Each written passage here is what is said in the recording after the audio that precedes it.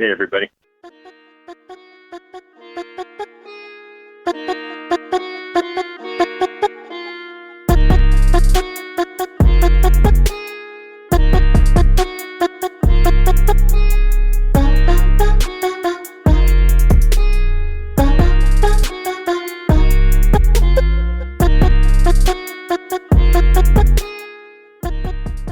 Welcome to Middle Fingers Up, the show where we hold our heads high and our middle fingers higher. I'm your host, Kieran McKay. Today, I am sitting down with three men that I have the privilege of having in my life. On the phone from Surrey, BC, we have my 40-year-old cousin, Amin Randawa, who is a papa and a husband. He's an employee benefits advisor who moonlights as a farmer and some other things. So I'm going to just quickly welcome you, Amin. What's up? Hi. Hey, how's it going? Good. Thanks for joining. Thanks for having me. Yes, I'm so excited. So we also have my 31-year-old brother, Cam Randawa, that some of you may have already met in episode 1. Cam lives here in Calgary with his wife, Nana. Together, they have a new pup named Busy. Cam works for Canada Post, and in his downtime, he enjoys crafting up top 5 lists, playing hockey, and grinding on video games. So welcome, Cam. Thanks for coming back, bro. What it do? Thanks for having me. Thanks, Cam. Finally, we have my 45-year-old husband, Carrie McKay. Carrie and I are raising our 11 and almost 9-year-old boys, Xander and Terrence. Carrie can be counted on to do a lot of things in his downtime, anything from renovating a bathroom to hunting to all the things in between. Welcome on the show for the first time, Care. Hello there. Okay. Thanks. So anyways, thanks the three of you. I invited Amin and Cam and Carrie to join me in a conversation today about masculinity. So I appreciate you guys being here. Before we get into the conversation, there's a segment that I have been trying in the last few episodes. So I'm going to try it with you guys. Cam knows. So basically, I'd like to start each episode off asking my guests to tell me something they want to put their middle fingers up to. It could be anything that you want to get off your chest. It could be something forever or something that just happened recently.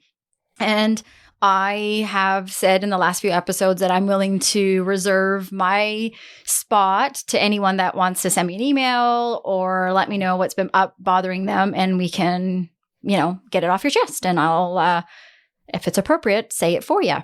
So, Cam, I'm going to start with you. What do you want to put your middle fingers up to today? Well, first of all, again, like I said, Karen, thanks for having me. Okay. I'm happy to be here. Amin, what's up? Carrie, hello. So this one might be a little, I don't know, weird, but my middle fingers up goes to the city of Calgary, kind of. Oh. Yeah. Why? Yeah. They need to find a better way to deal with the ice on the roads and stuff. Like the gravel's it's not working for me because there's only so many windshields I can replace with my own money, right? Uh-oh, I'm sick and fucking tired of this shit. I think insurance should cover that whenever you're on the highway and those gravel trucks. Okay, my to them too. Oh, here we go.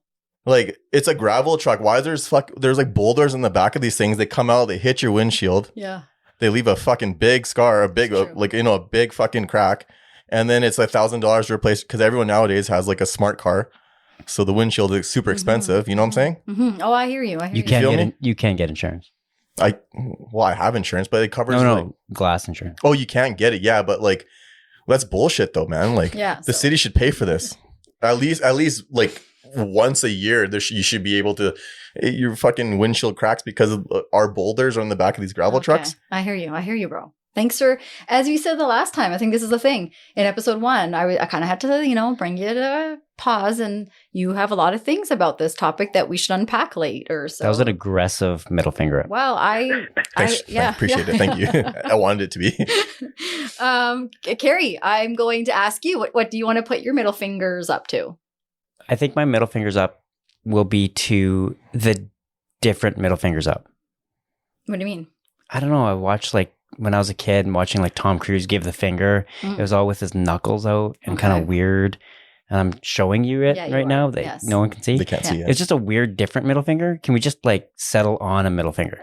Okay, so that's like what a you're full-on middle finger. Oh, I see. Okay, I see. A naked one without the knuckles in between. I think that middle fingers are individuals. So middle fingers can be portrayed in any shape or size or color or format. I think the one that the stupidest one is like when you have the thumb out, like there's a thumb out and the fingers up. So it's like a loser type look, you know, the L. Okay. I hate that middle finger. People flip that one at me. Yeah. It's like Dr. Spock's middle finger. So is that what you're putting your middle finger up to? I guess so. I don't know. That one was dumb, but sure. Hey, I thought this is like... No, you're right. You can say whatever you want. Love you. My masculinity right now is taking a hit already from this. I already can see where this is going. Amin, what would you like to put your middle fingers up to? I'm gonna have to put them up to powdery mildew. Powdery mildew. That's right. It's a devastating plant disease, and it ravaged my cucumbers. Oh right, you're as we learned through your bio, you're right. Moonlighting. What is it? Moonlighting. Farmer. As a farmer, but not with animals. This isn't like this isn't an STD or something. No. Because it sounds like something I might have had in high school. Oh God. You probably could have. I'm not gonna. For sure has. We all know. Yeah. Probably. We're all pretending, but we all know. So do you want to add to that? Like anything more about why you're putting your middle finger up to that? Yeah, because it's I could have had a lot more cucumbers. I could have had a lot more herbs. Yeah. And I suffered. My family suffered. Yeah. I could have sent you cucumbers. You could have actually different types of herbs. Yeah. You know, and now you don't get them because now we're in a cucumber crisis. And you can send herbs in the mail now. Yes, you can. Yes. You would have never sent us cucumbers. Don't fucking lie to us. You never know. You know what? I could have provided them to your dad or your mom, and right, my mom's I know coming how they next like week to travel. Yeah. There you go. You know my family so well. My dad's on his way to Dubai today to go to the World Cup. Oh wow! Yeah. Oh gee, that's pretty cool. Yeah. Shout out to Papa. Yeah. Hopefully he doesn't get lashed or Cam and I and or whatever. We gave him a talking to. We said, listen, you're going to a different universe. So that's right. Just soccer fans are the craziest fans, hooligans out of fans. Yes. So I was hooligans. They already don't like Indians in that neck of the woods. And now they're wearing the Canada jerseys too. They all bought Canada jerseys. Right. So they're the Canadian Indians. Yeah. So they're gonna be double that. Yeah. So this time when they're go back to your country, at least they'll be go back to Canada, right? Go back to Canada. Well, he could potentially have two options. It'll be an honor. Dual citizenship. Well, That's right. Well, I'm sorry to hear about that, and I hope that your herbs and your garden flourishes. Also, I just want to say, Amin and Brenda did send us a gift for. They sent Busy a gift, my dog. Yeah. Okay. Through when we got a puppy. Yeah. So I know Amin would have sent us cucumbers, but I wanted to be a dick. I just want to put that out there. Thanks. Oh, by the way, Amin, did you use Canada Post? He used you motherfucking. I don't know. I don't trust them all that much. I know, especially now. No, he did. He put 10 postage stamps on and did it just the on old-fashioned way. 20 postage stamps on a cucumber and just threw it in the mailbox. Exactly. And then wrote your address on it in Sharpie. He was freelancing a mailbox down the street. Okay, well, hey guys, I also want to share my middle finger. So what I'm putting it up to. So I think I'd like to put it, and maybe Carrie, you'll agree, to our budding tweens' hormones. Fuck you, Xander's hormones. We had quite a week this last week, and figuring out this parenting thing. Every time you think you got it, they go up another level, and you're like, oh gosh, what is this? So here we were with door slams and words, but I think I appreciate this household. We're very good at apologizing. We practice it a lot. So that's what I'm putting my middle finger up to, is Xander's hormones. So little boys. Yeah. Or is it kids? I don't remember you being like that. No, because I was a perfect child. You were the perfect son and he was brother. deathly afraid of your mother. Culture of fear.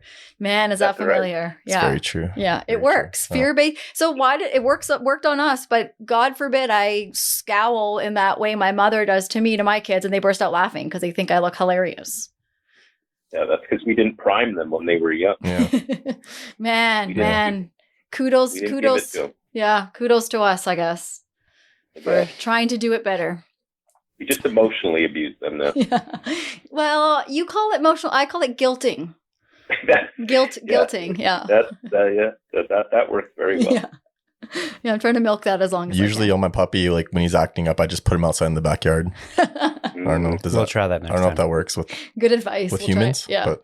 We'll try it. We'll try it. So, okay, let's get into it. So again, thanks for joining. I appreciate you guys coming on and being willing to talk to me today about defining masculinity. Is it toxic? Is it, you hear this quite a bit out there, and what does that mean? I'd love to hear from all of you. So I'm just going to put out a question and let's unpack and work backwards from there. Can I just ask you a question? Yeah. When you say if masculinity is toxic, does that mean like being a man is being a man? Oh, are you there, Em? What? Yeah, sorry. Oh, okay. Did the phone fall? It did. Are you good? I'm just trying to understand. I'm good now. See, we're recording this, so I have to like be really supportive and be like, "Are you okay?" But inside, I want to say so many other things too. I bet. I know. I was scared there for a second. Okay, sorry. Cam was asking a question. What was that, Cam? I don't remember. Okay. All right. So I'm going to start with you, Cam, actually. So I'm going to put you on the spot. It's funny, you asked a question and I'm going to ask you one back. What does being a man mean to you? What does being a man mean to me? Yeah. Like what I thought about like years ago or what I thought about now? Because what I thought about being a man years ago was different than to what I think now. Okay, share. I think a pre and a post measure. That's cool. Tell us where did it start and where are you at now?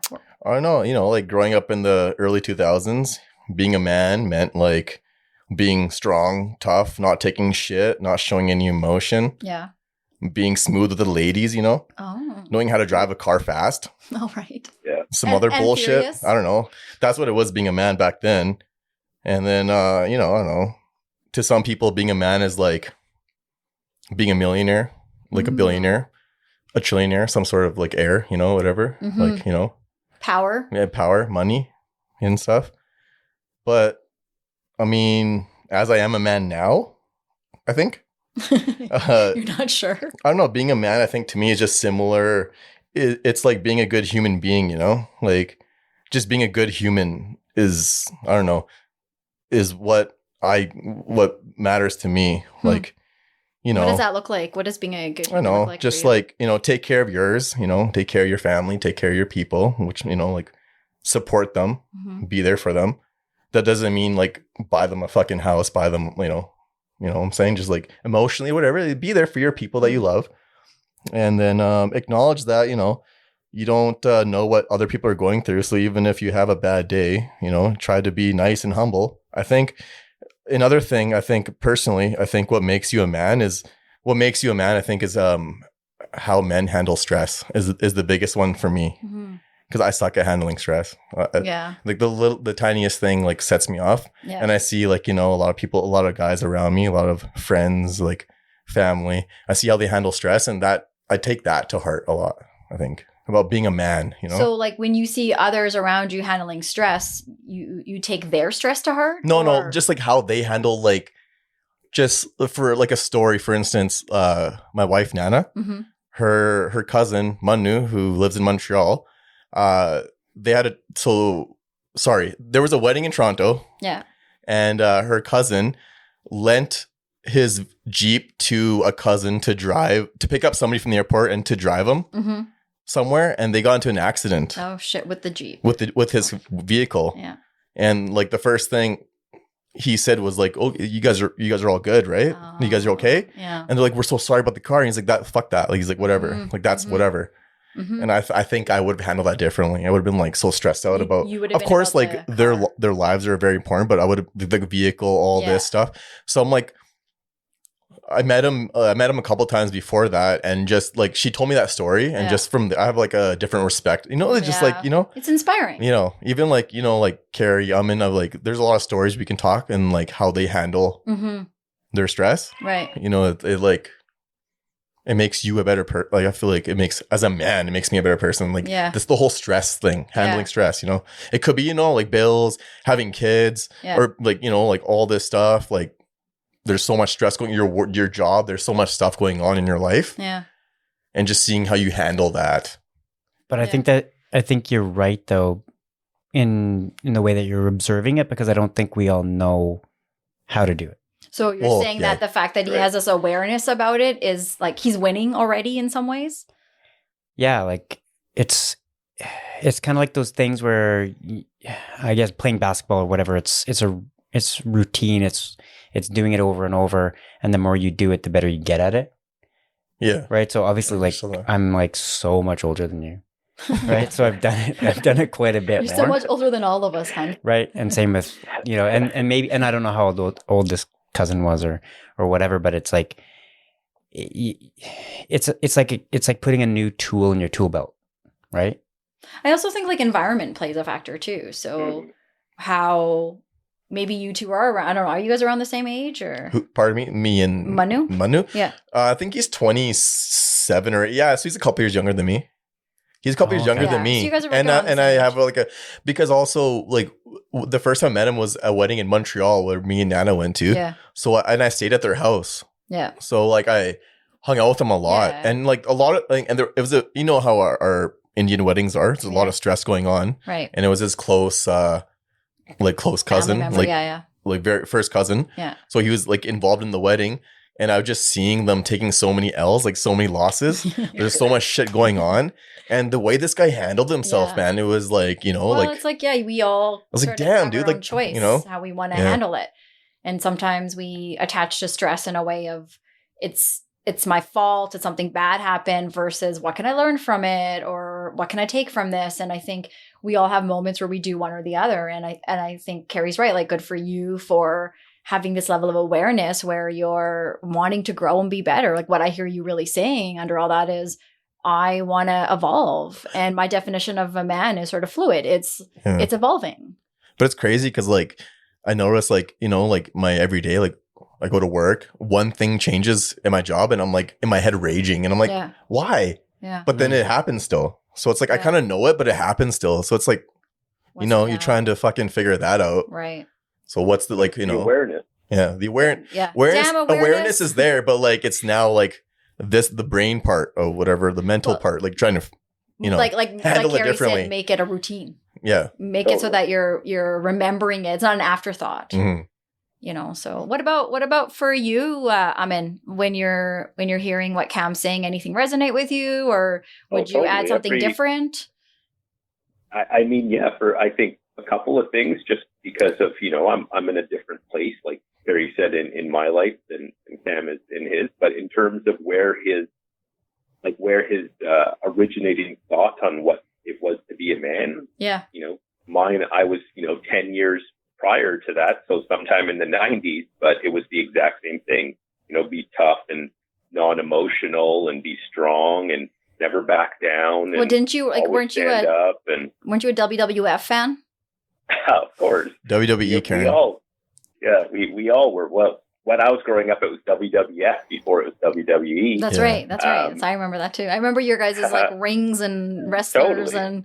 You guys then doing that in real life off the beds and walls, and we're like, oh, okay, this is happening. So like that's what it was. Yeah. It was very much to be, the strong person and the protector, which I think that's still, I would still say that that's what I feel of being a man is to be, the strong presence and to be the protector of the family, but at the same time, you're still gonna, you still have to have the softness.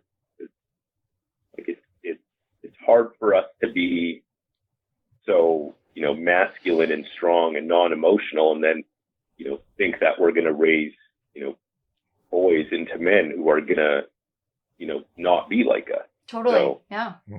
Somewhere it needs to change, and I think we're starting to do that now as the society as a whole. So that's exciting, to see that where our boys are versus where we were. Yeah, Right. I definitely agree with you. We're like, as they say, we're in the zeitgeist, and I do feel like there is a change happening in how we were raised versus how we're raising boys now. We have to be very like conscious of that in terms of like how we raise them, because like I can't be like, oh, don't be a pussy. Yeah. Right? Like, yeah. Even though you want to say suck it up, princess, right? Or whatever totally. it is. Rub some dirt on there, right? Well, yeah, because like, and go ahead. Yeah. Sorry, I was just going to say, like, I actually had this happen, like, last Sunday. It was AJ this was his first year playing tackle football. It was a playoff game. We were playing the number 1 seeded team in the league, undefeated team. Shit. And prior to game start, AJ's, complaining about like, oh, my stomach is hurting. My stomach is hurting. And I know it's nerves. Yes. I 100% know it's nerves. And I just want to look him. I want to like get down eye level to him. And I just want to tell him like, suck it up. Okay. Nothing is wrong with you. Put your helmet on, get the fuck out onto that field and put your helmet in his and then like pat his butt off. So what did you do? Right. Like, get out of here. So what did you do? I was getting frustrated. AJ, it's nerves. And luckily, partway through that conversation, another coach came up and said, "Okay, come on, coach, we'll talk to him for a second." So I stepped away and let the other coaches step in. But then, a few minutes after that, I calmed down, went over to him, and I said, "You know what?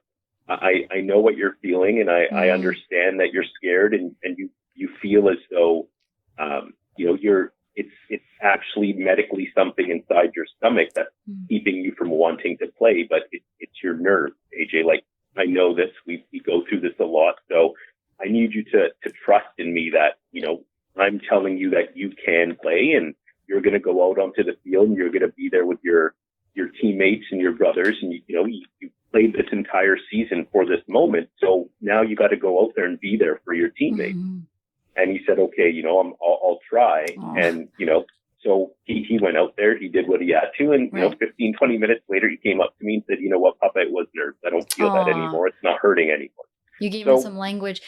The most crucial part of regarding masculinity is that gender socialization begins at an early age and continues throughout adulthood, as you guys are saying. So what you're doing right there is recognizing, kind of like what Cam was saying in the beginning, having this level of awareness that you're sort of seeing yourself through your child and what you grew up with, suck it up. Or probably, I'm assuming because we grew up in the same way in some ways, we were not even bringing it up because there was no recognition about it. Like parents aren't really recognizing something's going on, and it's like you're being defiant. It's always behavioral. Totally. And to be able to help, like, it's good that's good for him to be attuned to what his body's doing. Because that's like he's experiencing in the moment kind of anxiety. It's not a bad thing, but instead of saying suck it up, then you're disregarding the opportunity to talk about, oh, dude, this is totally normal. This happens. We get anxious. It'll happen again. Here's what you can do. And I think, and for him to come back to you, I think that's amazing. What would you say for you then? Like what influence, like you're talking about your kid, like what about for you? What influences as a child did you have teach you or any examples of that? In terms of like how to be like more of a soft, like, well, like if if that was you, if you were in AJ's place as a kid, what would have happened? Yeah. What would have happened? What would have happened is, you wouldn't have been in that place. You would have just. He wouldn't put himself in that place in the first place because he knows what's going to happen. So totally, exactly. Like unfortunately for me, I didn't have the opportunity to play a lot of organized sports growing up. It was a why do you think combination of? Well, I think it was a combination of my mom being afraid and my dad. And my parents either not having the disposable income to put into to sports, or just not prioritizing that. It's time, man. There's a lot of time involved. And luckily for Cam, like, you know, your parents eventually got to a spot where they were able to, you know, have Cam play organized sports. And, you know, it's a great thing for kids to have happen. But it's amazing. If I was in that position, if I was in that position, there would have been no conversation. It would have been shut the fuck up, put your shit on, go and fucking do what I paid for you to do. Oh yeah. You know, that's what it would have come down to. Yeah. How dare you waste my money like this? That's right. You know, that's the parents of Disneyland right there. But I also see though that for the organized sports, the boys, somehow the family just has money for it. Oh, interesting. Why do you say that? Would you not see that? Like, I mean, that's not true, because these motherfuckers got to play tennis. Yeah, we played, and they didn't want to play tennis. And my dad tried getting them into hockey. And these fuckers didn't want to play hockey. Did you want to play tennis? Is that the problem here? You know what? We were in tennis, skating, roller skating, every sport you can think of. But then when Cam was born, I'm the motherfucker, you're the motherfucker, because when you were born, Papa was like, oh, I have my son now. And but you guys didn't want to play tennis or do all these fucking sports because you wanted to play with your Barbies. Like I never played with a Barbie. So maybe you wanted to draw. Horses. Yeah. Or imaginary horses. So I just want to go back a minute here and back to Carrie for a second. Thanks for that, Amin, by the way. I appreciate that story. For you, Carrie, anything different that you want to add about what being a man means to you? Well, actually, I really appreciate Cam's version of how he answered the question in terms of like how it's changed, because I think that's a legitimate story. What do you mean? Well, I think that it does change for you when you're younger, or at least it did for me. Again, it was, and when Amin said like, be strong, so to me it was be the breadwinner. I remember I was at home, and I don't know if it was in school still, but my dad pulled up, and my dad worked out of town a ton. So, you know, our relationship was like good, but I didn't know him. Right. Other than like he had to be there. And when he was there, he was the masculine figure to make sure I grew up to be a man, as opposed to like, so when he parented, it was very like man. Like, give me an example. What do you mean by that? Well, again, like Amin said, like, be strong, be the breadwinner. I remember him pulling up in his truck and rolling down his window and saying, you know, hey, you're coming with me this weekend to work. Or not this weekend, this week or whatever it was. And I'm like, oh, okay. He's like, you need to learn how to become the breadwinner for your house. I'm like, okay. So, and that puts a lot of pressure on guys, man. Like, so, and I still talk to this day, like when I met you, and how we've kind of went forward from that, and like we've both become not that person. But like, what do you mean? I guess I'll backtrack a bit. I just feel like it's very imposing for us as guys, I think, to be the person that's everything's looked upon us to do.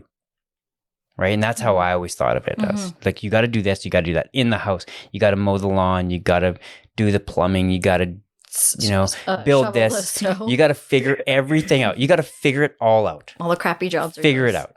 Yeah. So we were like, yeah. It was always kind of like, figure it out. You're the person, because there's no one else. But I wonder if some of that is also part of where some of this comes from, because the way I see it as a woman is you guys are always the fixers, right? So like now that's put in you in some way, and you, not only is it the physical aspects of life, it's also emotionally in a conversation trying to gotta fix this. So I gotta, So men, like we all know, men never let women do anything, right? Like back in the days, you know what I'm saying? Women couldn't vote. Women couldn't vote. Right. Yeah. You know, women were treated as shitty as like it's bad to say it, like still slaves. You know, worse in some parts. Unless you're a white woman, like you were fine. But like, women were still couldn't vote. Yeah, back in the day. Actually, being a woman in color is like the worst thing. Obviously, like it kind of. But we like as men, like back, we didn't let women do shit. But to be honest with you, if we had, I honestly think if we had a woman president, we like the world would be a lot different because.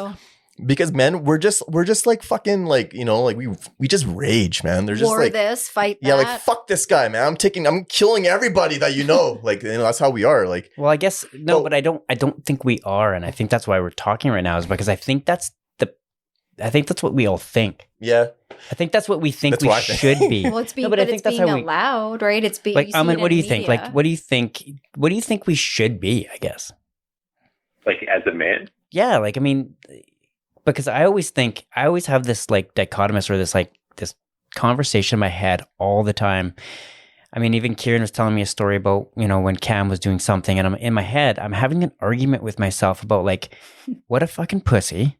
And no, that's really brutal that he had to go through that. I was having this, and we'll go to that story, okay. I think, but. Ooh, interesting. I'm like, I still have that because I think we're just, and I don't know if we're raising our boys that way. But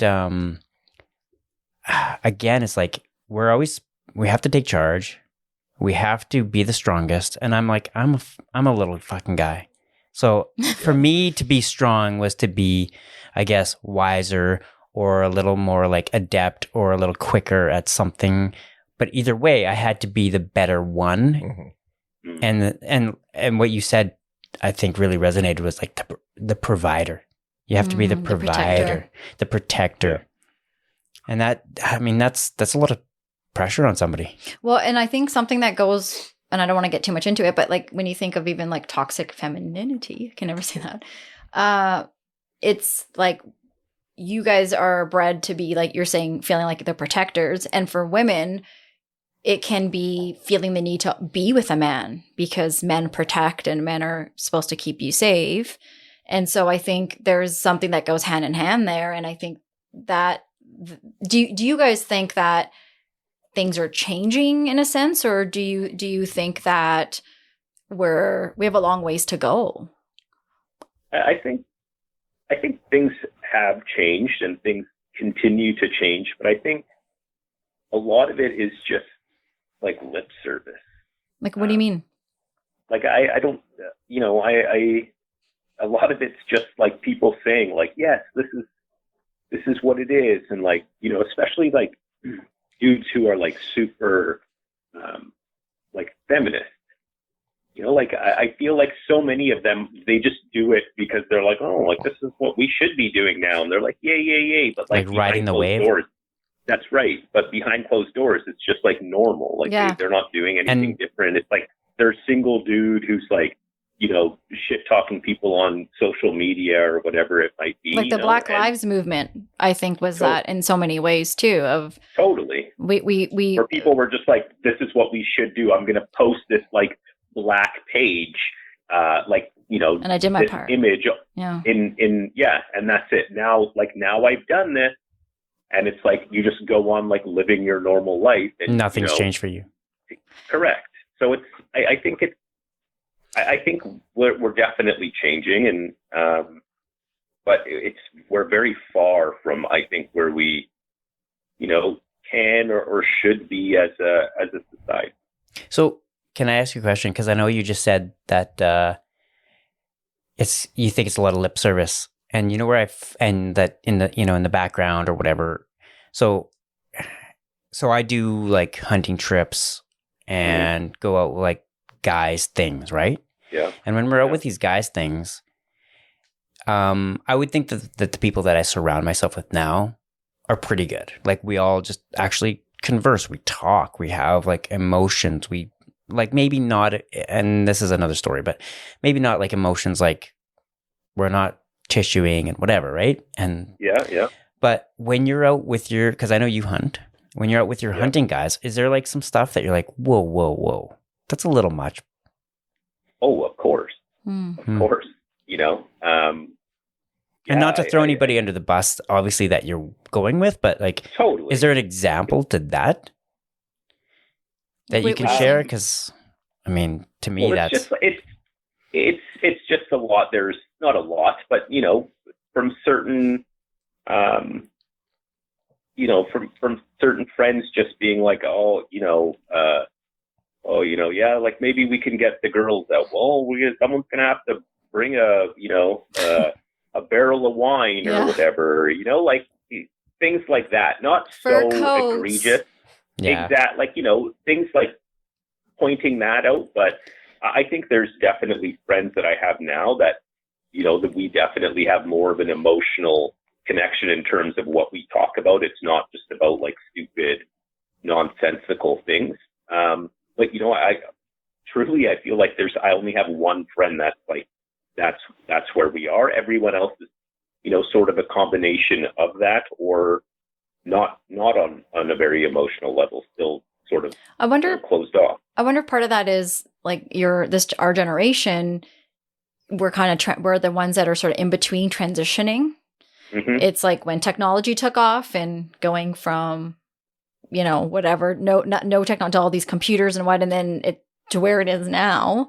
I wonder if our kids would be having the same kinds of conversations. Or do you think that they're in a different, they would be in a different place? Like, for example, the other day, our 9-year-old comes home and says to Carrie and I, oh yeah, like, at school, when you ask how was your day, and it's like, oh yeah, at recess we were playing house, and me and so we were both the dads, and then we had to kiss, but we didn't really kiss. It was a fake kiss. We were like two gay dads together. So I was like, oh, cool. We have this conversation. He walks away, and so Carrie and I are like, this is really interesting, because in our time at school, at that age, developmentally, kids are playing those kinds of games. They're sort of figuring out what this whole house thing is. But now the younger kids are at a place where they're sort of processing, learning about, and experiencing different gender identities. Mm-hmm. So I wonder if in some ways things are progressing in one hand, and maybe for you at times, or in our circles and where we're at, we see a bit of defiance, like a fight against it, because change can be hard, and it's hard to in a moment catch that and say, oh, I don't know if that's okay anymore to say or whatnot. Mm-hmm. I don't know. What do you think about that? Yeah, I think we're in a good place. Like what you told, like that story you told, that's normal for them. Like for them to see two same-sex like parents is becoming normal, which to us was completely foreign. Like for me and Carrie and even Cam, like there would have been no part of us, even if we were like okay with Cam, it. how, like, you're younger than us. You're like probably 10 off of us. Like, where would you have been? That you go home and you tell your dad, hey, we were playing a couple of gay guys. We didn't kiss by any means, but hey, we're doing that because we were playing house with another boy. Well, first of all, so if we're talking about me being like 8 or 9, I didn't even know what gay, like I didn't know what, which is actually a very good point. I didn't know like what that was, because nowadays kids like as young as like 5 know, like we're having sexuality talks with children. Mm-hmm. Yeah, mm-hmm, we are. Like a guy and a girl do it, a boy and a boy do it, a girl and a girl can do it, a guy turning into a girl can do it with. There's so many, yeah. And kids know this nowadays. We didn't fucking know this shit. Yeah. Like I remember playing house too, but I didn't go, like I wouldn't have went home, even if I wouldn't go home and told my parents. Yeah, you always had your little Spider-Man and Iron Man and your little action figures and the house thing. Bro, I was just worried about getting my clothes dirty when I was at school, because I didn't want to go home and get my ass whooped by my mom. So this whole this shit, I don't even know, right? You were just trying to survive. Yeah, I was trying to survive. And there was also that time that your sisters dressed you up like a girl. Yeah, I already. You know what? I'm not embarrassed about that, because you were that day when you went and ripped up the pictures. Any man who's like me, who had 2 older sisters, this has happened to them. Yeah. They've been dressed up as a woman, as a girl, as a little girl. All 3 of you were the youngest in your own family. I mean, did you were you dressed up like a woman? Yeah. He did. Amin did it himself though. Like not last Wednesday. Not last Wednesday. Exactly. That was yesterday. Not last Wednesday, but like. Yeah. So I mean, I want to ask you, as I had mentioned, you were the inspiration to this conversation. I'm really glad you're on. I'm really appreciative that all 3 of you are here today. I think that one of the reasons why I asked for you to join me today is because, would you say a couple years ago now, you and I had this very interesting conversation? Definitely a couple years ago, where we were talking about you drinking, which, you know, we all do. We grew up in a culture where that was the norm. You didn't go to someone's house. Yeah, you didn't go to someone's house without being offered a drink. And if you didn't, that was the politics of the Indian culture. Very rude. Very disrespectful. So you have an alcoholic offering an alcoholic a drink, which is an interesting dynamic, but nobody most nights, right? Nobody really picks up on that because that's the norm. And so like drinking has always been your thing. I don't know if it's been excessive or not, I'm not sure, but it's been, you know, part of our culture, our thing. And you and I were talking and wherever we were, you're like, no, I'm not drinking. And I was like, oh, okay, that's interesting. Like, what's up? What's going on? And you're like, oh yeah. You know, like I think you said you just decided you were going to cut back. You were going to stop drinking Monday to Friday. And you went to work, and then when Friday rolled around, you were about to go to the liquor store to grab beer or something, and then you're like, nah, fuck it, I'll just go home. And I don't think you've drank since. Yeah, that's right. Well, what I told myself when I first made that decision was, you know, it was like right after the holidays. So like January of 2019. And you know, like during holidays, you got a lot of time off. You're celebrating a lot. You're seeing people all the time that you don't see often. So lots of celebrating, and, you know, what went hand in hand in terms of celebrating for me was alcohol, lots of it.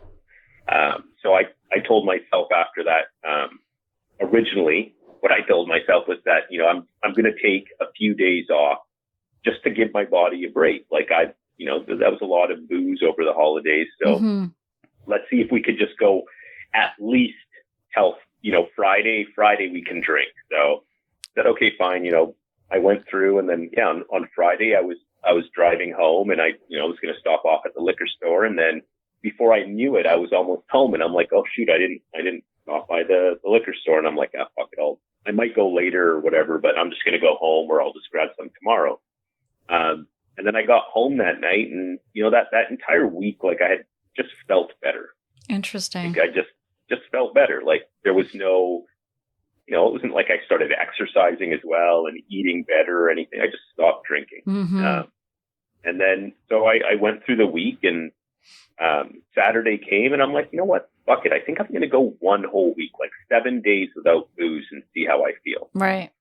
And then I did that, and, you know, then I said, okay, I'm going to do, I'm going to do all of January and see how I feel.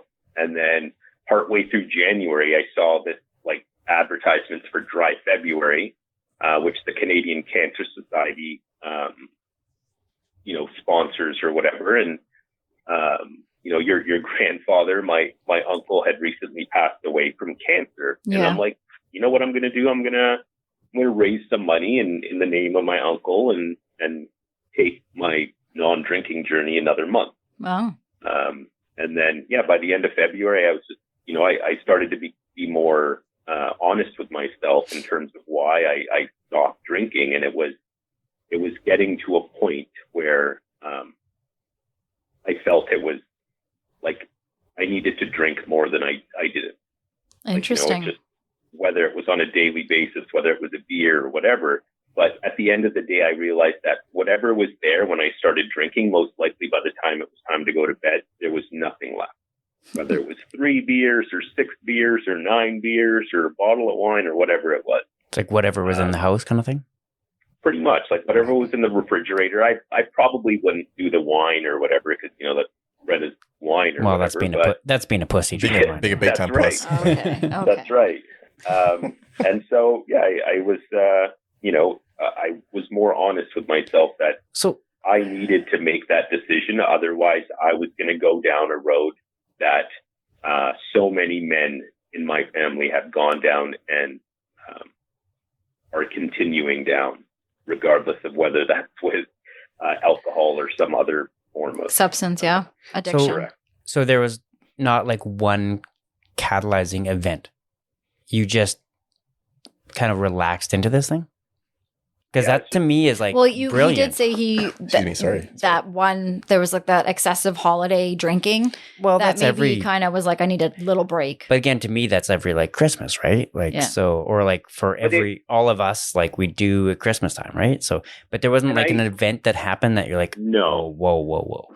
Like where I woke up and one of those days you're like, what the fuck? Or something traumatic. Who did I say it to? Yeah. And it wasn't that, but that's good, man. The more I think back to that time when I made that decision, the more I feel there was a voice in my head saying, like, if you don't do this now, you won't be able to do it again. But I also wonder, like, maybe it wasn't an event that happened. It's what's happening what's happening with the drinking is a reactive sort of response to a childhood as well. Like seeing the drinking, it's normalized, but then it's not. It depends who you talk to. You talk to a mom or an auntie, or you're going to get a different response of what it's like living in a household where you're held hostage by alcoholism or a form of addiction. But yet, 20s we're immortal and we're party drink. Like it's every TV show, everywhere you look, it's part of a scene, or just like smoking. Like it's there. Totally. How fun does alcohol look on TV? Man, I was watching Suits the other day, and they were having like a drink in their uptown New York or whatever. But also, it looks awesome. How much do we celebrate it when we're like, you were a hoot last night? Friends with Fun Bobby, when he stops drinking and everyone's like, oh my God, he's not fun anymore. Yeah, that's right. I'm not going to sit in gum. Right. I'm not going to sit in gum. Oh, tonight. Yeah. Sitting in gum. That's how it feels for, us when we don't drink, or we feel like we have FOMO, we're missing out on a good night. Or you can only become that person that everyone else wants you to be. So did your wife and maybe even your children, did people notice something different about you when you got, by the time you were getting to this the charity that you were pledging for? I think so. I think like physically I was looking much better after only a few weeks. Wow. I didn't realize how much I was drinking, because totally, 3 beers to, I don't know, if you average it out to, let's just say 4 or 5 beers a day throughout the week, that's a lot of calories. Yeah. Oh man, on top of just eating terribly as well, right? Yeah. Because you're making bad decisions after you've drank these beers. Right. Yeah. That's right. 100% that's agree. A great point. Yeah, great point. And I'm not going to say that didn't lead to other terrible decisions where it wasn't involving food. It was involving other substances. And there's no way that I would have got to that point to say, hey man, it's a good idea for me to stick this into my nose without having the help of the booze. Like Cam had mentioned about, or Karen had mentioned about Cam and his friends, having some drinks, and then by the end of the night being a lot more emotionally, available or open. Well, they call it emotional talk hour. And it does that for everything. So totally. Maybe you wouldn't drive as, like this, but hopefully you have that one extra beer, you're like, I could do it, and it does with drugs too. And it's just the mask that allows us to. I like the way that he's like how Amin stopped drinking, because most of the time, like when I want to take a break or stop drinking, you plan it, right? You're like, I'm not gonna drink for a month. I'm not gonna drink for 2 weeks. As of January 1st. Yeah, I'm gonna do that. You have to look. I'm gonna drink this weekend, and then Monday I'll stop. Yeah. But this guy, like, he forgot to go to the liquor store on the way home from work. Yeah. And I was like, well, fuck it. I'll just go like Saturday. And then it was just, it happened like that. It was an authentic decision. Like it was, I think you were at a point probably in life where you thought, hear that much, I don't think, right? Like that, like it's always planned, I feel. Totally. It's like a diet. Or you try to plan it. Yeah. Yeah. So how like, in terms of like hanging out with buddies and dudes and like going hunting, going to Indian wedding receptions. Like that's difficult, man. It is. Yeah. Do you not agree? Like, absolutely. I know you're past it now because we've been to many parties together. Yeah. But like, how was the first, second, third, whatever it was? Like, how did you get past that? Like, oh man, I'll just have like, okay, I'll have a drink with you tonight. How'd you get past that? It was really hard, to be honest. I think a good thing is like how like I sort of like dip my toes into being into social events like that. Is like, when we went, I would just tell Brenda, like, okay, I'm driving home, So you get after it tonight, you know, like I'll drive home. So, I had to stay sober. I'm like, if I don't stay sober, then we're two drunkards, and then we have to spend like $100 on a cab ride. Well, and if you have your kids with you, you just can't do that either, right? So that's right. Exactly. Like there's no way that's going to happen. There's a line of shitty parenting, and that's right close to it. This is actually a kind of a line right here is like, so maybe toxic masculinity was actually built to make sure that you both weren't drunk at the same time, because like the woman had to drive home. That was how it was, right? Okay. Yeah, someone has to do it. I just want to go back. Sorry, that turned into me. Yeah, good. Okay, good one. Just get them out, guys. I do want to go back though for a second, because when you stopped drinking, I also remember you telling me about how other doors started opening for you. You decided that you were going to go to counseling. Oh yeah. Well, actually, I had made that decision. I think 2 or 3 years before I stopped drinking, to be honest. So that actually was the biggest game changer in terms of my overall change in my life, just who I am today as a person. I think that has played the biggest role. Wow. In who I am. So you'd already started the counseling prior to when you stopped drinking? Yes. I think I was like 2 years into it. I think it was like maybe 2017-ish, 2016-ish when I started to do counseling. And that was just because, I wasn't a terrible person, but I was pretty fucking bad. What do you mean by like angry? Sorry. Yeah, what do you mean by that? Is what Kieran was just going to ask. So Kieran and we're together too much. Well, no, they know exactly what I mean by that, because like that's a part of our childhood. Man, I didn't mean to like use the like past tense of it, but I love hanging out with you. But I loved hanging out with you. I didn't see any difference. I felt the wrath of Amin when I was younger. Sure. And did you have some violence on you? Amin fucked me up back in the days. Like he would beat the shit out of me, and then I would cry, go to my parents, and my parents would beat the shit out of me because they're like, "Why are you messing with him? Like, why even fuck with him?" Like, Aww. Yeah. And Amin knew he could get away with it, so he'd do it even worse. But then Amin does the same thing that our parents do. Like, I never did that. So you're saying, are you saying like you have had a temper, or you've had aggression issues? Temper issues. Temper, never, that's what we call it.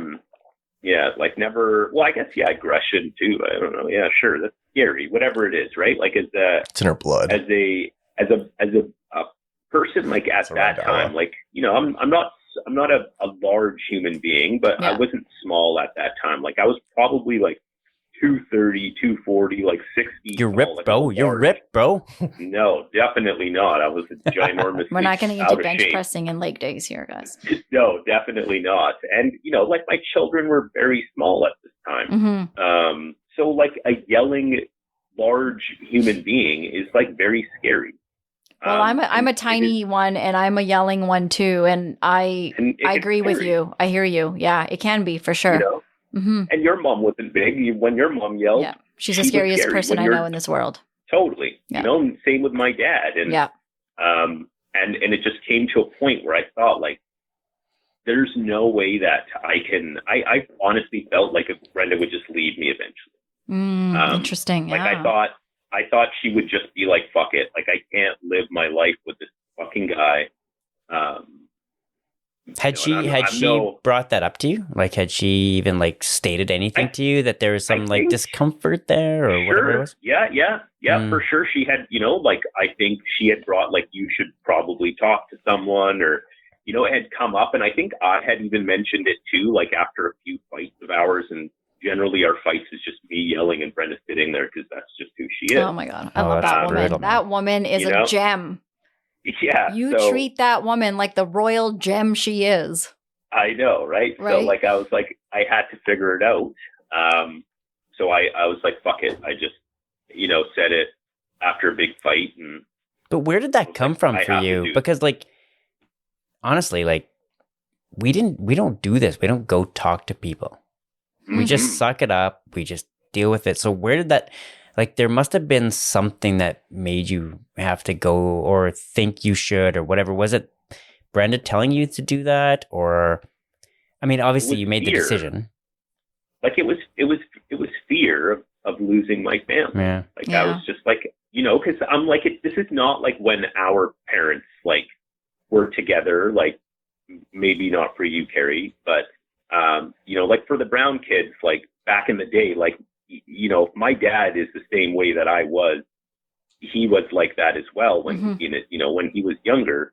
My mom's not leaving him, right? Yeah. Like he could even put hands on her, he could beat her, and she's not leaving him. That's not what our culture did, right? And no, I think that was fairly. You're a failure. It's just not. It's not allowed. Yeah. And when you know, and now you're also, I think, because I would sort of relate in some way, and I'm not sure if I'm putting this on you, but you're also in an interracial relationship. So you also have this like pressure of people in the community looking at you and saying, this isn't going to last. And we waiting, right? We got married at the same time. We got married in 2008. Right. And we've, our relationship stories are similar. We've been with our partners for over 20 years. And there's still people that are like, oh, that's not going to last. And so you're like, I'm not, you know, so I think there's all these different layers to that. And so it's interesting that you asked, Carrie, like, because what I hear you asking is, was there a breaking point? And it sounds like you start to sober up. The fear of losing it. Well, and also the fear of recognizing who you've become when you're not masking with booze. Yeah. You're facing the real you. You probably had to look at yourself in the mirror sober. Like, what's that like? Yeah, and it was hard, man. It's still hard, like, to think back to things, and like, and it's not even like I can't sit here and say like I'm totally changed and I don't raise my voice and shit anymore and I don't yell. That's not what this is about at all. I agree. Yeah. Whatever. But you're it's better than that because you're talking about it. You're doing something about it, and like, you know, great, you went to counseling, but then you chose to go back. That part blows my mind. Well, you also chose to talk about it. Yeah. Like no one tells anyone. You just told us at that party, and I was like, we went home, and when you told me that, it blew my mind. I was like, oh man, and I was like, why? Why did it blow your mind? It blew my mind because like Amin was like the mass man, like we all were. His name, Amin. He's Amin. He's Amin. I'm not that bad. He's Amin. So yeah, it blew my mind that he actually went down that road where I haven't went down the road. I mean, I talked to you obviously, and I'm pointing to my wife, and you know, she helps me obviously, but well, we help each other. No other guy I know has ever went and had, or at least told me that they've went to counseling. Well, and what I think is interesting is you even said to Amin a couple minutes ago, Brenda had to have told you. Yeah. And even saying that, you know, it's like somebody's saying to you, do it. And you're like, okay, fine. Now I have to go do it. Yeah. So did she tell you if you don't do this, you... It doesn't sound like it. It wasn't that thing, right? So it was like... he's like, the fact... No. I'm like... I told myself that. Yeah. But the fact you did it is like... I said that. And maybe I'm just like... I'm up in my castle of masculinity of like, okay, we don't do this because we don't need help, right? But... Oh, no. Like, that's where I was. That's why it took me so long to actually do it. Because, like I said, I had told myself maybe I should do that. Brenda had said maybe this is going to be a good idea for you. You know, like I had thought about it many times, but I'm like, fuck that. Like, that's weak-minded shit. You know what? Us Albertans, weak-minded person. So I didn't grow up in Alberta, but you know what? Us Albertans would say, oh, that's just a BC thing, though, too. Yeah. Right? Yeah, like, we're all hippies and like soft individuals over here, right? On the West Coast, like on the beach. Hey, I'm not gonna agree with everything. I'm not gonna agree with everything, but the fact that you actually went and like sought help and like you went down the intelligence road as opposed to just like being in isolation, sucking it up, maybe having another drink that night or whatever it was. Like you went there before you even stopped drinking. Yeah. Yeah. Yeah. And it was like, honestly, it was like my mind was blown after my first session with my counselor, Liz, when I walked out of her house. How so? I was like, why didn't I do this before? I'm like, why did it take you so fucking long to get here? that was like after one day, like 1 hour with her, just sitting there, like talking to another human being that I, I just met her. Well, she's a white woman. Should we give Liz a shout out? Or yeah. You're an Indian man. Yeah. First generation, right? Son of immigrants. Yeah. And it was like, I was like, wow, like, holy fuck, like, this is fucking bananas. Like, I just sat there and like told this lady a bunch of shit and she didn't judge me for it. She just listened to me. That's it.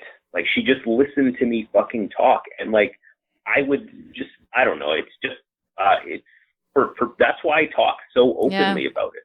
I appreciate that. That's why, because because I'm just like, I just want people to know like how beneficial it is. Like, whether you are like the most put together human being in this world. Okay. Who's that? You would. We're not all Meghan Markles. Whoever you might be, like, you will benefit from talking to someone, you know, right? Like, yeah. That's what it comes down to. And that's why now I'm so open. When I first started doing it, I told Brenda knew what I was doing. Yeah. And that was the only person. And I said, do not fucking tell a living soul that I'm doing this. Why? I was so like the stigma, but the stigma, I was like, yeah. Oh, you can't tell people that, because people then now you're like your brain is, you're crazy. Like you're crazy. Yeah. Like, you're fucked. You're weak-minded. You have to talk to someone. Yeah. Weakens the masculinity too, right? Yeah. Totally. I feel 100%. Like we're so far, like we're so evolved, but yet we still think this way. Mm-hmm. Yeah. Well, I mean, it's still all over the place, right? Like, you see it everywhere, whether it's, and we didn't grow up in an era where we had all this social media to turn to. So, well, you didn't. Yeah. I definitely didn't. You old fuck. Yeah, I totally have. I didn't either. And it's scary for our kids. Yeah. You know, like, I don't know. I actually don't think it's scary for our kids. Yeah. I think that they have the verbiage and they have the knowledge. They have tools abundant to them to be able to deal with like mental health that we didn't have. I think, and I hope I'm right. I think we're this little like niche of growth where we're in this little dip where we are just figuring this stuff out, where our kids now will be like, man, like, really? You were worried about you being gay, or you worried about talking to a therapist, or you worried about like talking about your emotions? Like, yeah, I'm hoping that we're in this little dip in our generation. Yeah. I mean, I think because our kids are, they're definitely smarter than me. Fair. I also wonder, or emotionally more connected. Fair. I also think part of that is we are on one hand talking, and it may just be behind our closed doors in our little households, but it's starting somewhere. And, you know, I'm in Story. I love it so much because it's the story about this little boy going to talk to someone about all the things that he was, you know, he became, and going back and probably having conversations with little Amin, which I think are so important for all of us to do. You know, I want to be able to go back and talk to little Kieran all the time, and sometimes it's hard to, but just to be able to make peace with some of the things, because even when we talk about our parents, I think they only knew what they knew, and being immigrant parents, they're bringing over the only customs and culture that they know, and integration for immigrants is just, it's a joke. It's not even there. And now they're inheriting all of these other tributes and values in North America, and they don't know nothing about it, but yet they're raising these kids in that. So you see, you know, you talk about your dad, but I also remember your dad was like an avid General Hospital and all the soap opera fan, right? Like he's a great dude. Yeah. Like, you know, I got shout out to Iqbal. No ill will. Totally. Like, I got no ill will towards my dad. Like, he was right. He was not the best dad, but like he did what he could with what he was given. And I know there's like zero part of me that thinks that my dad didn't love me, right? Everything he did, he thought he was doing because that's what he thought. Wasn't that whether right? And I think for you, what I hear you saying a lot is you've detached from that, and what we were plugged into as part of our childhood upbringings, you've now detached from that and are taking a lot of ownership, because we can in so many ways say, well, this was done to me.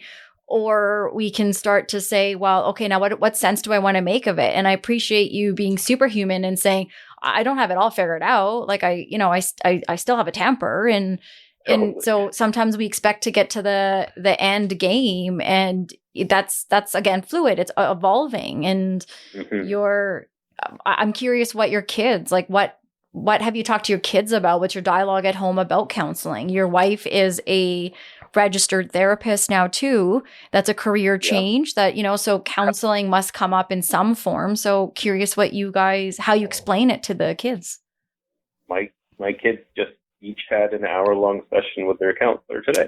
Look at that. I wasn't open. Like I said, I didn't tell anyone at the very beginning. Every time I would go to see Liz, I would tell them, well, I'm going to see the doctor. And then I found out a couple years ago, or just recently, maybe I don't know. She's like, I was worried because I thought you were sick because you were going to the doctor all the time.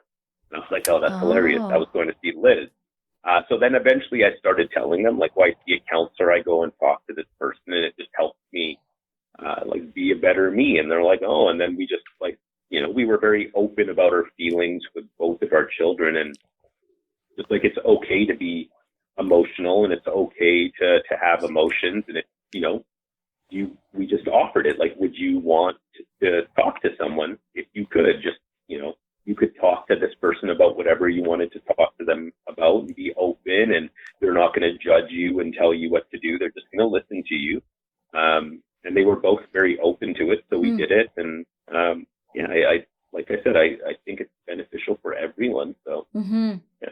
That's I didn't know that. That's really neat to hear that the dialogue in the home is, this is something that's available to all of us, and it's not a forever thing. It's as you need. It's like a as you need kind of a med. I was like say an oil PRN, change, but I'm not sure if anybody's. Yeah. Like an oil change every 5,000 K, every 10,000 K, whatever the vehicle needs. That's right. You should get it at some point. Yeah, depending on synthetic or regular. Yeah, exactly. To maintain and your safety. I've literally had zero. Cam, I think you've had What zero. about the transmission? Oh yeah, you're done. You're done. I don't know. I'm just trying to car talk. I have one story to tell about you. I hope you don't kill me later on for this. Great. As we're talking about Amin as this new man that he's becoming. No, but first, before my story, I just want to say that I have so much respect for you for what you've done with your life and your changes.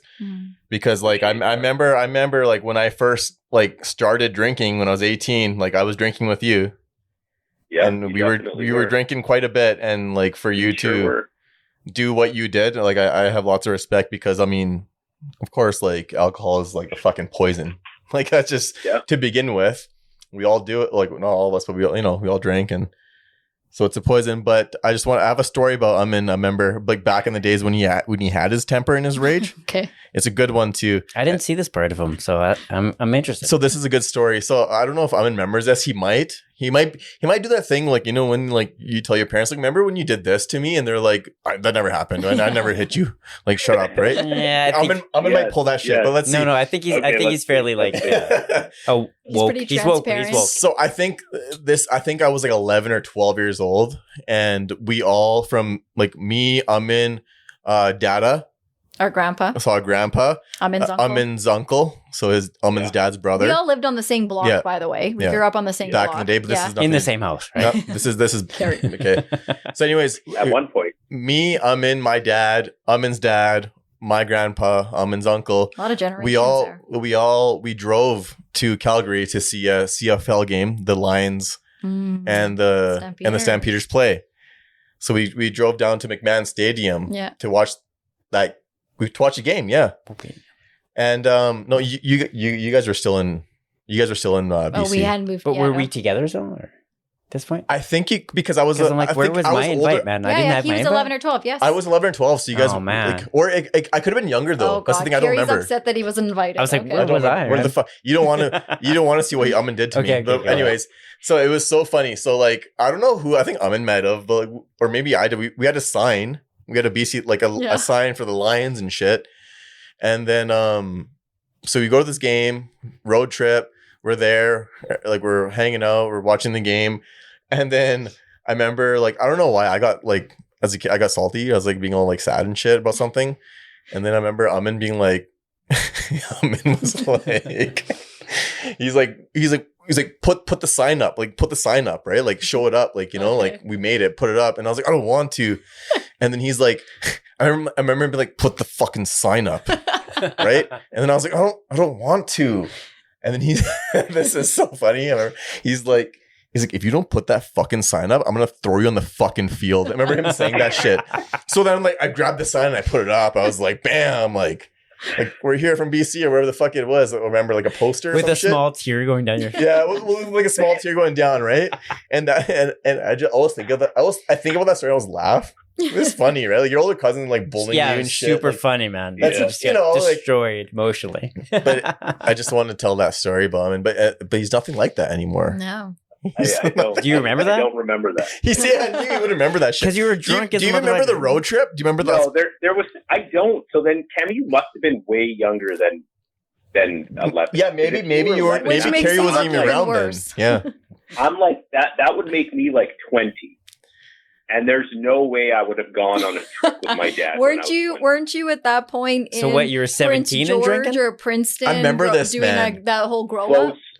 Yeah. No, I think that was like 20. That was after I turned 21. Yeah, we won't talk about that. I'm not sure where the statute of limitations. Oh, no, I'm done with that. Like, the charges have been dropped. What's happening? Oh, he's moving to Princeton to do some mill work. Oh, great. Years later, Amin tells us. I told. Why doesn't he have his ticket yet? Like, why is he not a certified whatever the hell he's going to be, right? That's right. I was going to go. I told them I was going to go get my, I was doing a apprenticeship. Yeah. Of course, with a bunch of buddies. Yeah, that's right. And then really we went up there to grow weed and we got caught quite quickly. And I wonder why. Like just a bunch of brown guys roll in. Was this white guys of yours? White guy buddies? Or that's all he had. He grew up in Richmond. Yeah. Oh, that's right. Man. So I only had white friends. We got you in trouble. We just pulled you along with us. That's right. You guys were terrible. It's all your fault. You guys were like, do this, brown boy. I was like, but I don't want to, white man. You guys were like, no, do it. It's all my fault. I had to do. Yeah, that's right. It's always the white. That's the way. It's like our go-to, Gary. Yeah. Well, why are you like that? And I'm like, the white man. Oh, okay.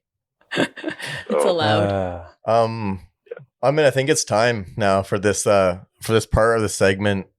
For this part of the I can't talk. For this part of the podcast, I think it's time for you to learn a new segment. Oh. Okay. And this is what we like to call Cam's Corner. Oh wait, Cam, I gotta do it. Hold on, wait. You fucking. Oh no, I did the wrong one. Oh my god. Oh, I did it wrong again. Hold on. Welcome to Cam's Corner. That's what it is. Ooh, I like that.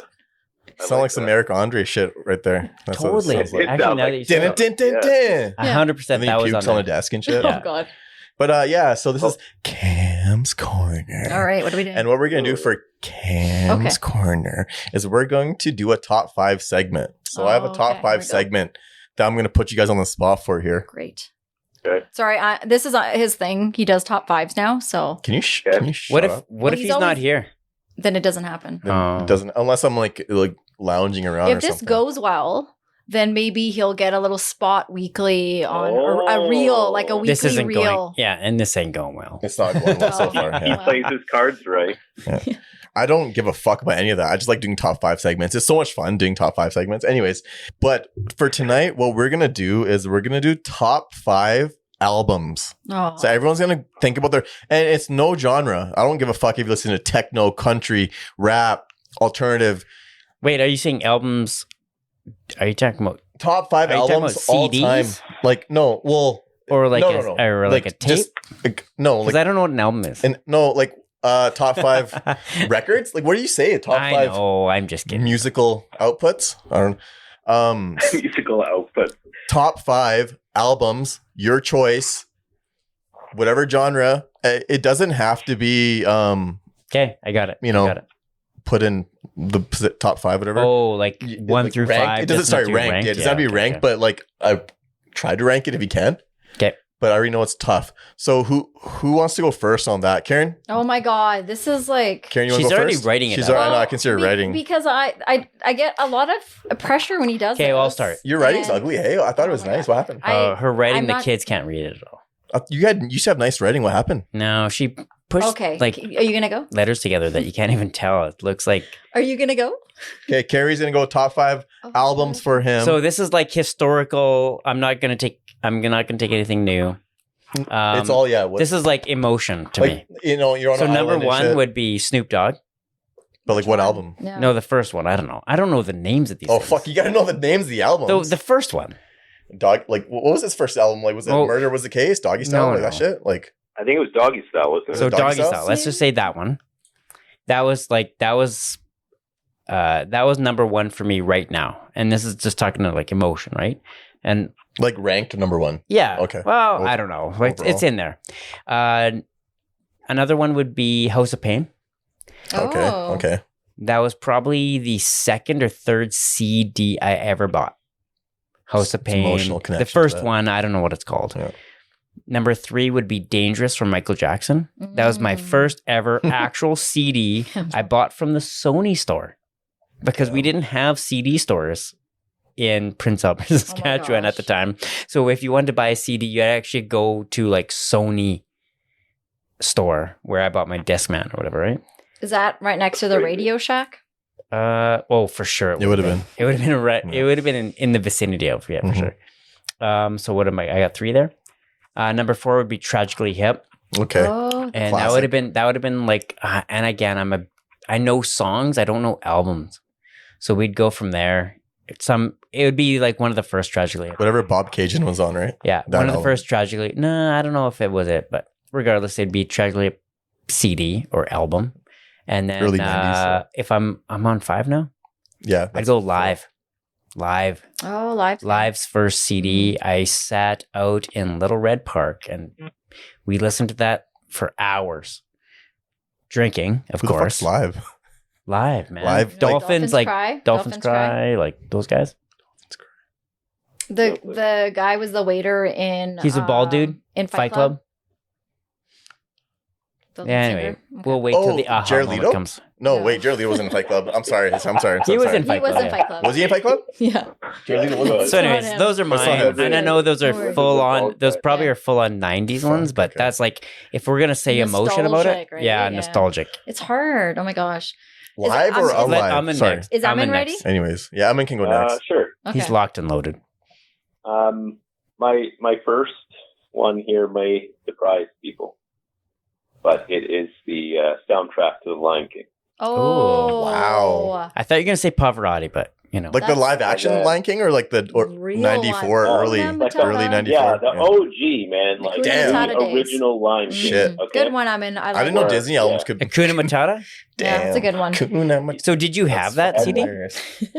God, yeah, that was the first album or CD that was ever purchased, I believe. I mean, Wow. That's hilarious. That was probably Amin's first counseling session, I would imagine. Yeah, I think it would be too. It's like Hakuna Matata, bro. Yeah. Means no Yeah. worries. It's a Yeah. problem. Yeah, you had Don't like- sing. Yeah. Don't sing. Oh, it was great. That's a good one. And then here, the next 4 is like no particular order. It's just All Eyes on Me, Jay-Z's Blueprint, Yeah. Mm, Illmatic, mm. and then Biggie with Ready to Die. Why Ready did to you Die, just throw classic. those? Why did you just throw those out there Classic. all willy nilly? But you had like an emotion with Lion King. Like you're just like, man, it's this, and this. Is that because we Well, should have because thought Lion that's how King you're was gonna like- be? Oh, you all would have 100%. Like Terry for sure was like Tupac's there. Yeah, He yeah. didn't know which order it would have gone into. But you I'm assuming he surprised would have us. thought You surprised us with the Snoop Lion Dogg, King. Lion Like King was a big surprise. like Yeah. like the counseling thing, man. You're a I man told of you. surprises. You're a man of surprises. That's right. That's right. It's mystery man. All right, so are those all 5 then? That's all. Fine. Yeah, he Could threw- you just, he threw a bunch just, of- like- He rattled Ready to them Die. all. Yeah. Biggie was there. Ready to Die, Yeah. which is a fucking Yeah. wonderful album. Totally. Fuck. Who else did you throw in there? You threw Cam's so gonna much. go last and I'm gonna just call all of them that they're gonna be Bone Thugs. Yeah, volumes like 1, 4 2, out of 5 for 5. sure. Yeah. And No, and the other it's- one will be Eminem. It's But, surprising. Go ahead, It's Karen. surprising. Oh my god, this is really hard. Okay, but I want to say, and this is funny because I don't know if you remember, but we did a family trip to Mount Baker. And you had just gotten, I think it was the All About the Benjamins album. It was at the Puff Daddy at the time and Biggie's. Oh, All About the Benjamins. I think that was I think that was that was right after Broken Stuff Everywhere. If it ain't about money, right? That album is all about the that one. I remember you were so kind. You let me listen to it on the drive up, and I was like, this. Who is was amazing. this guy back in the day? I know, right? You let me listen to so it. that one. I would also say, don't make fun of me, but a classic, Dil Wale Dulhania Le Jayenge, Bollywood movie, one that we would always, because it'd be in our parents' and grandparents' car, and I always wanted to be a Bollywood actress, so I fell in love with the lyrics and the song. So that's like one song though, or the whole album? No, the whole album, the whole album. Okay, now it's like really not in order, but No Doubt's Tragic Kingdom is in there for me. That's a good choice. I like that's a good one for sure. Alanis Morissette's Jagged Little Pill. Oh my God. Oh wow. Man, I had angry years. Bro, I downloaded that album the other, a little while ago because a couple of the hit songs off that shit, and then I deleted it after that. I was like, I can't do it. And then I'm torn between the D12 one with Eminem or the Real Slim Shady. I don't know. So both are quality albums. Yeah, they are quality. It's hard to know because. And it's definitely a part of our childhood right there too. That was our late teens, early 20s for those two albums. But then New Kids and there's so many Backstreet Boys. How many albums have you said so far? True. No, I'm done. 34. I'm locked in. You did all 5? I'm doing member. But I just wonder if we actually we should backtrack this and see our ages. Because I wonder if it's that music you listen to when you're a certain age, it's really definitive and really there's a correlation. But it stays with you, right? Yeah. You don't drop it. You're like, no, I'm gonna keep it with me. Although I really, really like Pearl Jam and Nirvana and all those, and I'm not loving them. I'm not loving them now. And Together now, right? And the hardest part of breaking up is getting back your stuff. Hey, why are we singing? Okay, now Cam, your turn. Oh, top 5 albums? I've got one to throw in after that I just remembered, by the way. Like Cam said in episode 1, it's not top 6. It's not top 6. I know, but it's good. It's a top 5.4. Okay. Anyways, Cam, go. Before I tell you my top 5, the best thing about this top 5 thing is I put you on the spot, so then when you go home tonight, I know you're gonna be like, that wasn't my top 5. I know. Can I call back? And then tomorrow, the next day, you're like, can we talk? I'm like, no, we can't redo it. It's locked in. That's what you like. You have to laminate the card we talked about. Okay, so mine's not gonna be in any order. No, you can't do that though. You can't rank it. You have to. You should rank it. You didn't rank yours. Well, I will rank mine if I had to go back. Let's just go. Let's do it. Well, let's go. I'm gonna go number 5 is D12 World. Yeah, okay. Which the song My Band was on that album. Salsa. Yeah. And the video is so good. Yeah. Every fucking song on that album is so good. Xander is obsessed with that album. He plays it all the time. I don't think they know. No, I think you're talking about the fight music album, which is a different album. No, the one about my band. The band. Yeah, the band. That whole album though? Yeah. Perfect. Anyways, that's on there. That's 5. Number 4 would be Tech Nine's Ever Ready from 2007. By the way, all this is gonna be rap. And by the way, thank you. Only fuck with thank you for introducing me to Tech Nine. Okay. Tech Nine. Yeah, that's great. First of all, fantastic. I shout out to my wife because my wife, every time I talk about Tech Nine, she gets it confused with Tekashi 69, who's that snitch rapper with the guy with the rainbow colored hair. You know who that is? I have no idea who that is. She's like, don't you like Tekashi? You always talk about him. I'm like, it's Tech Nine. Okay, let's go. Anyways, what's number 3? Number 3. This is actually interesting. Oh, this is a really and for me too. I'm like, what the fuck, Cam? The Titanic soundtrack. But Young Jock, New Jock City. Which has a song. It's going down. Meet me in the trash. Such a good song. It's going. That whole album is Thank you, by the way, for introducing to Young Jock. He was a kid too. I remember so good. that. Yeah, I remember being like, "Who is this kid?" Is the Prozac album in there, Cam? Sucks to be you. Shut your fucking mouth about Prozac. Eh?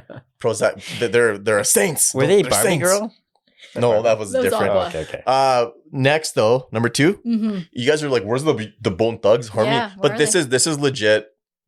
Bone Thugs I've listened to so many times in my life that I can memorize. This is like if I was like on an island and you have 5 albums to bring, Bone Thugs and Harmony, all their fucking lyrics, all their music is in here. It's in my head. That you're allowed to have 5 albums. Yeah, okay. I don't need it. Mm-hmm. So number 2 for me is going to be Young Buck's Buck the World. Yeah, that was a good one. 2006 that came out. Mm-hmm. It's a very good album to listen to if you want to work out. I'm going to tell you that right now. It fucking amps you up. Okay. Number one is your boy Crazy Bone, Thug Mentality. It's a double disc album. Oh wow, 2 for the fucking the guy is the number 1 greatest rapper all time. Okay, because every rapper you now listen to, like I'm gonna say for instance, like except like Drake, all these rappers now they have stolen Bone Thugs' flow. They sing, they harmonize. Okay, here we go. But they won't respect them for that shit. They're gonna. They're not gonna. They'd be like, "Who the fuck are these guys? We don't know them." Okay, thank you very much for your time. Are you cutting me off now? Here, I'm gonna give you the. Thank you for Cam's Corner.